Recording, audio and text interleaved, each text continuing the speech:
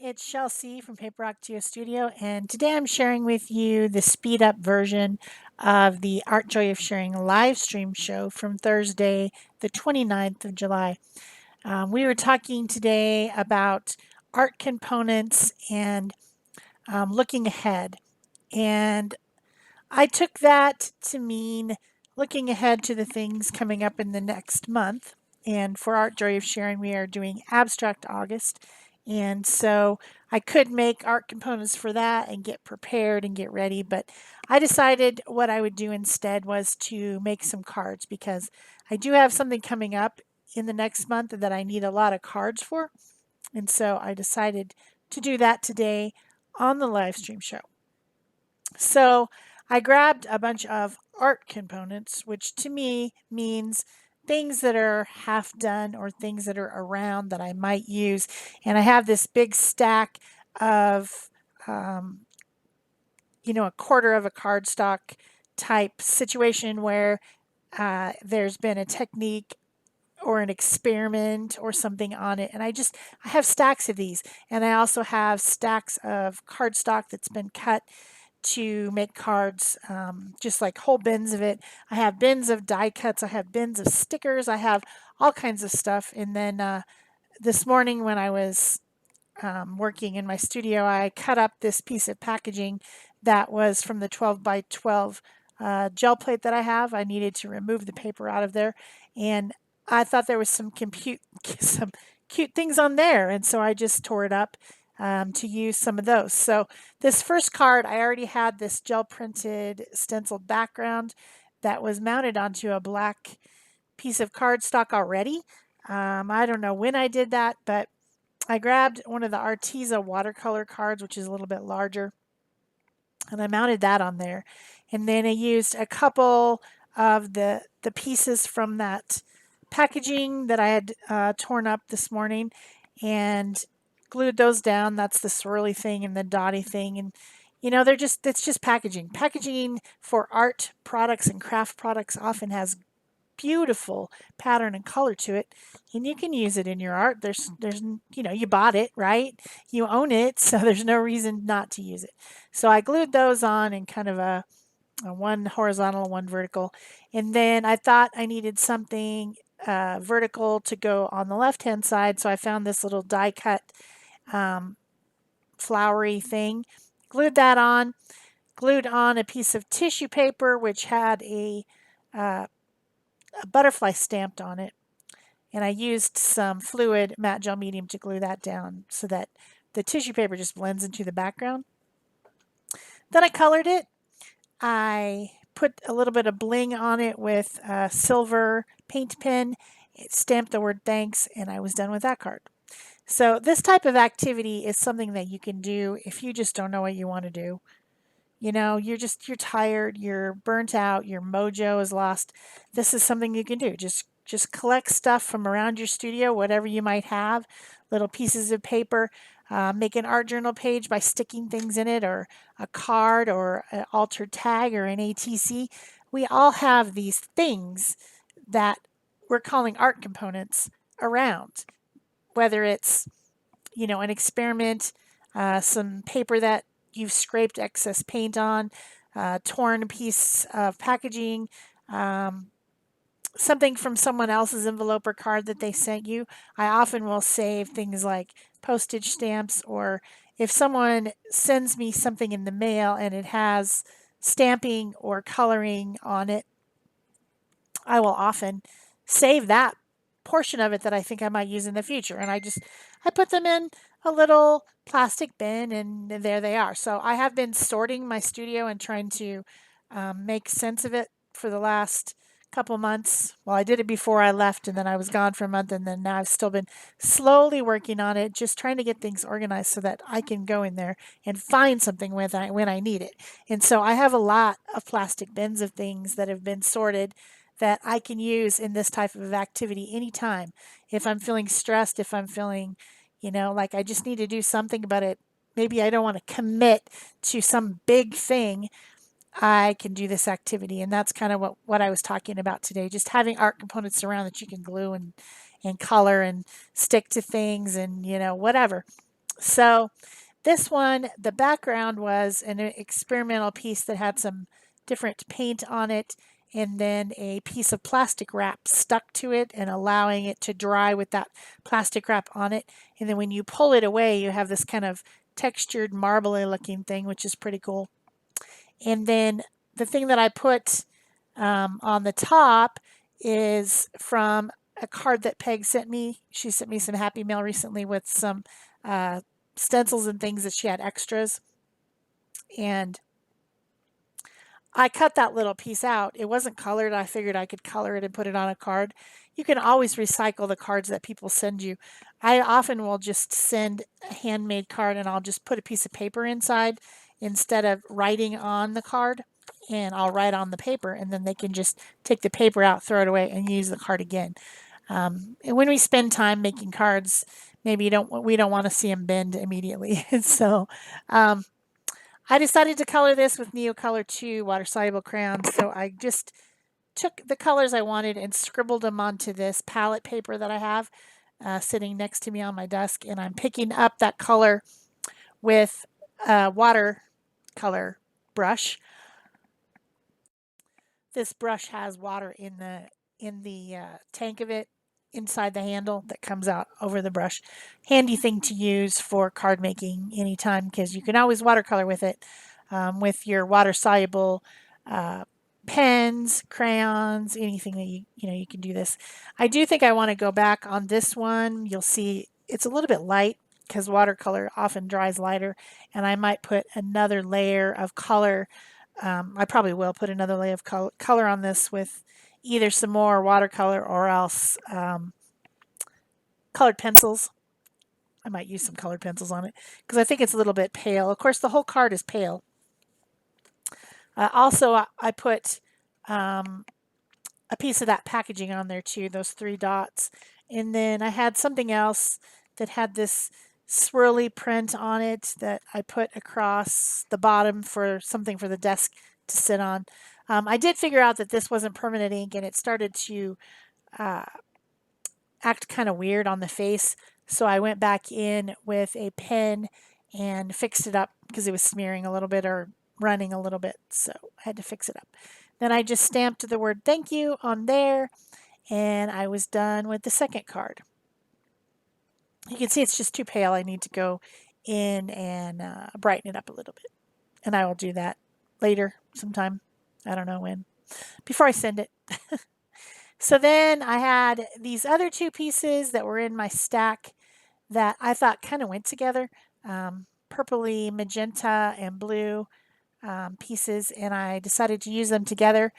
So I found a piece of light purpley colored cardstock, folded it in half to make a card. Standard card that we in the United States call invitation size.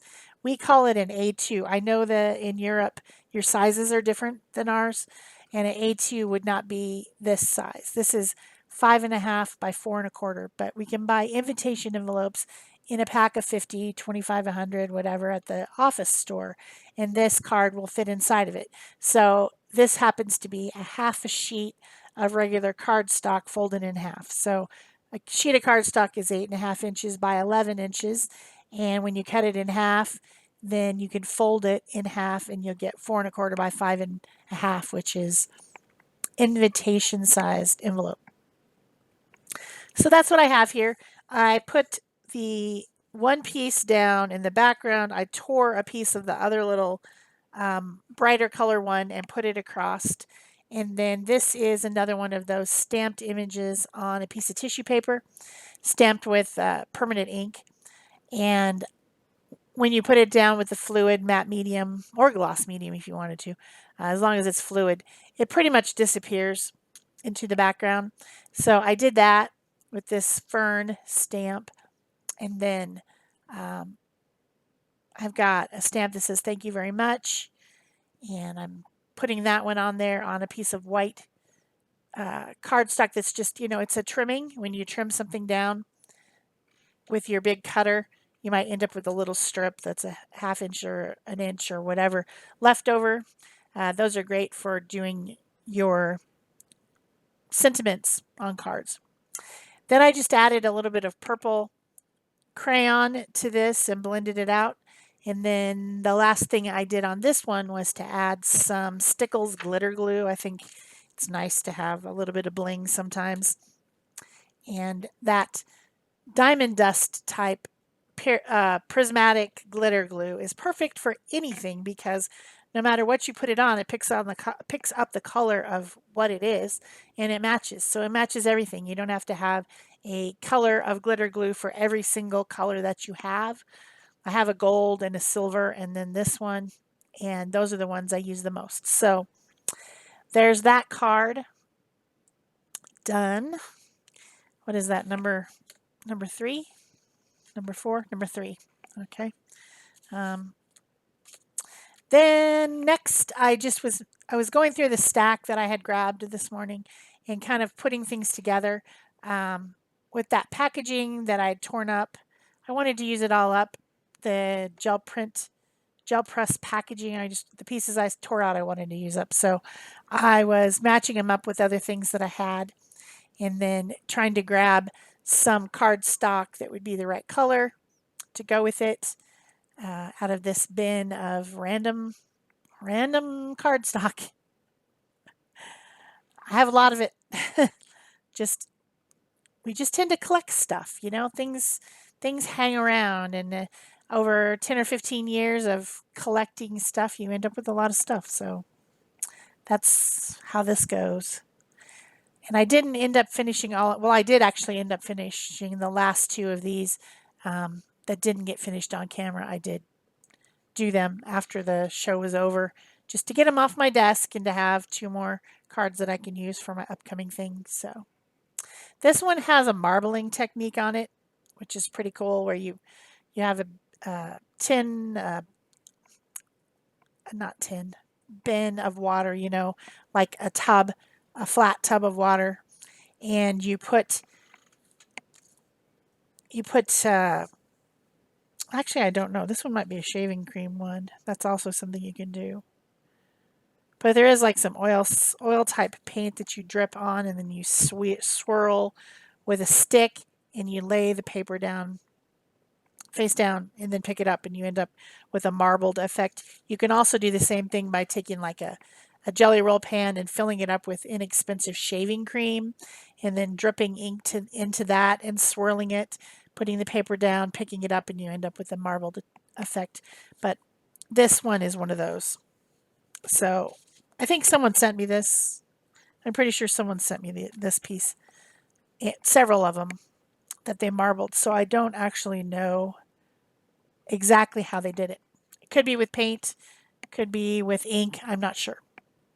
Anyway, I glued that down to the appropriate colored kind of mauve-y paper. And then I glued down one of those little packaging pieces, the pinky orange one. Then I had another piece that was a spritzed piece of paper. I might have had distress ink on it because I see little water splats on it. So I think it had distress ink. And I had stamped some flowers on there. I just tore a section of that off and put that across, and then did a little bit of pen work with some acrylic paint pens. And that one was almost done with I need a little sentiment. So I still have this little cut off strip that I can use to stamp something on. I use a lot of thank you cards, lots and lots of them. So that's why I'm making them all into thank you cards. I don't make card making videos very often. So this is something a little different for me. But I do this activity because I need the cards. So sometimes this is what I do for the day. This is the creative thing I do for the day. So I took another little piece of that I had trimmed off of this background and put it up vertically because I felt like there needed to be another line there to compete with this large piece going horizontally. And then to finish this one, I used stick-on gems. I love stick-on gems. If I don't use the glitter, I use the gems. They're fun. They're inexpensive. These are from Walmart, I think, or something. You just get a little 99 cents worth of stick-on gems and you stick them on stuff. They're fun. So that's card number 4. I think we're going to go for number 5 next. Yep. This one I had a piece of teal colored cardstock, and this background is made, it's got a lot of iridescent paint on it, and I think it was wrinkled, crunched up and wrinkled to give it texture. So I had to spread it, trim it and then lay it down flat.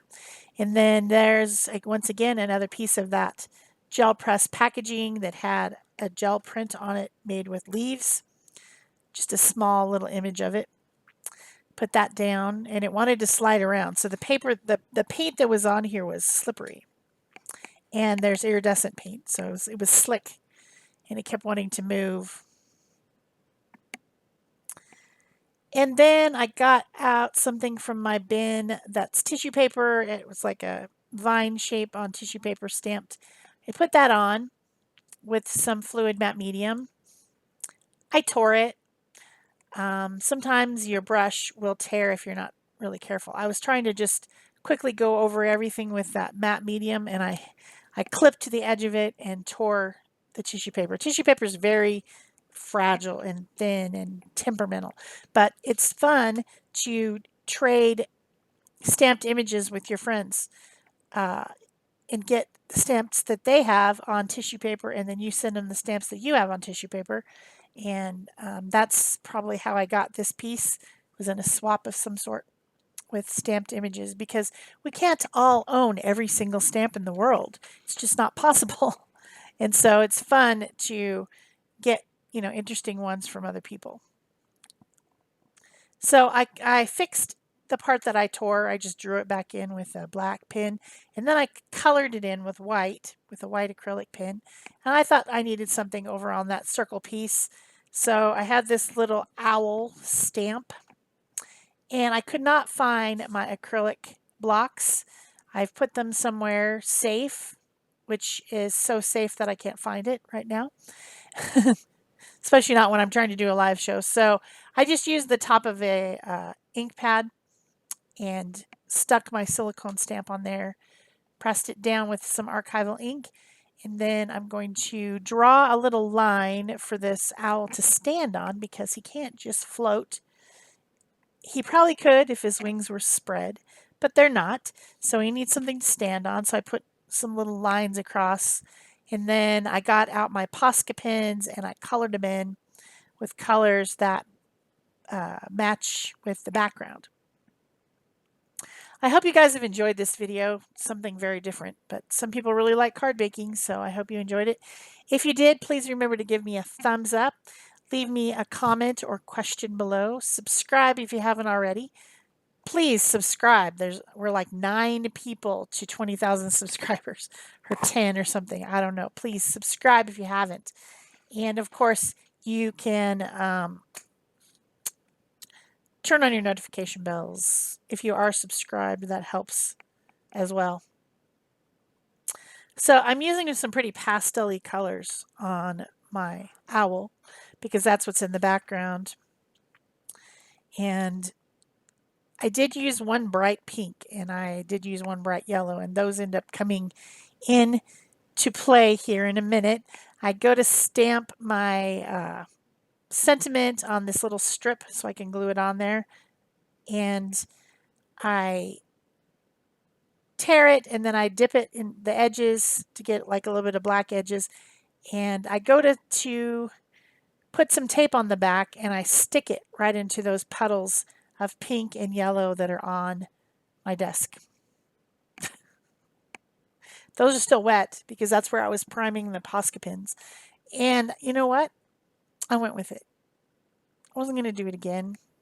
I decided to make that part of my design. So the way to integrate it into my design was to take the Posca pins and to splatter the pink over the card, and then it just looks like I meant to do that. If I hadn't told you, you never would know, right? So that's it for me for today. I hope you enjoyed this. Here comes a close-up of number 5. And yeah, I'll see you in the next video. Bye-bye.